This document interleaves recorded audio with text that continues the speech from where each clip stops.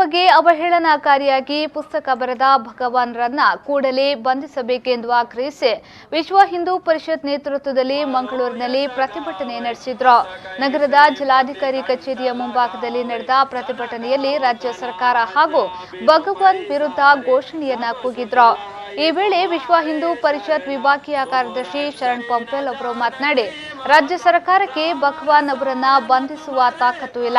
ಆದರೆ ಹಿಂದೂ ವಿರೋಧಿ ಅನುಸರಿಸುತ್ತಿರುವ ಭಗವಾನ್ರಿಗೆ ಭದ್ರತೆ ನೀಡುವ ಕೆಲಸ ಮಾಡಲಾಗುತ್ತಿದೆ. ರಾಜ್ಯ ಸರ್ಕಾರ ತಕ್ಷಣವೇ ಭದ್ರತೆಯನ್ನ ವಾಪಸ್ಸು ಪಡೆದುಕೊಂಡು ಅವರನ್ನ ಬಂಧಿಸಬೇಕೆಂದು ಆಗ್ರಹಿಸಿದ್ರು.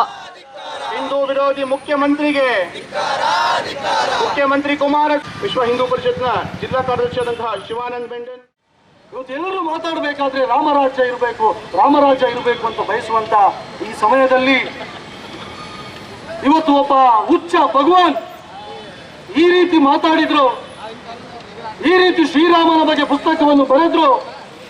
ಯಾರು ಸ್ವಾತಂತ್ರ್ಯದ ಸಮಯದಲ್ಲಿ ಈ ದೇಶದಲ್ಲಿ ರಾಮರಾಜ್ಯ ಆಗಬೇಕೆಂಬ ದೃಷ್ಟಿಯಿಂದ ಮಹಾತ್ಮ ಗಾಂಧೀಜಿಯನ್ನು ಬೆಂಬಲಿಸಿದ್ರು, ಅವರು ಇವತ್ತು ನಮ್ಮ ರಾಜ್ಯದಲ್ಲಿ ಸರ್ಕಾರವನ್ನು ನಡೆಸ್ತಾ ಇದ್ದಾರೆ. ಆದರೆ ಅವರಿಗೆ ಒಬ್ಬ ಭಗವಾನನ್ನು ಬಂಧನ ಮಾಡುವಂತ ತಾಕತ್ತು ಇವತ್ತಿನ ರಾಜ್ಯ ಸರ್ಕಾರಕ್ಕೆ ಇಲ್ಲ. ಇದು ನಾವು ರಾಜ್ಯ ಸರ್ಕಾರಕ್ಕೆ ಪ್ರಶ್ನೆ ಮಾಡಬೇಕು ಬಂಧುಗಳೇ. ಕಳೆದ 5 ವರ್ಷ ಸಿದ್ದರಾಮಯ್ಯನ ನೇತೃತ್ವದ ಸರ್ಕಾರ, ಇವತ್ತು ಕುಮಾರಸ್ವಾಮಿ ಕಾಂಗ್ರೆಸ್ನ ನೇತೃತ್ವದ ಸರ್ಕಾರ ಎರಡು ಒಂದೇ ರೀತಿ. ಸಿದ್ದರಾಮಯ್ಯನ ನೇತೃತ್ವದ ಸರ್ಕಾರದಲ್ಲಿ ಇದೇ ಭಗವಾನ್ ಹೇಳಿದ ಶ್ರೀರಾಮ ಎಂಬ ವ್ಯಕ್ತಿಯೇ ಇರಲಿಲ್ಲ ಅಂತೇಳಿ.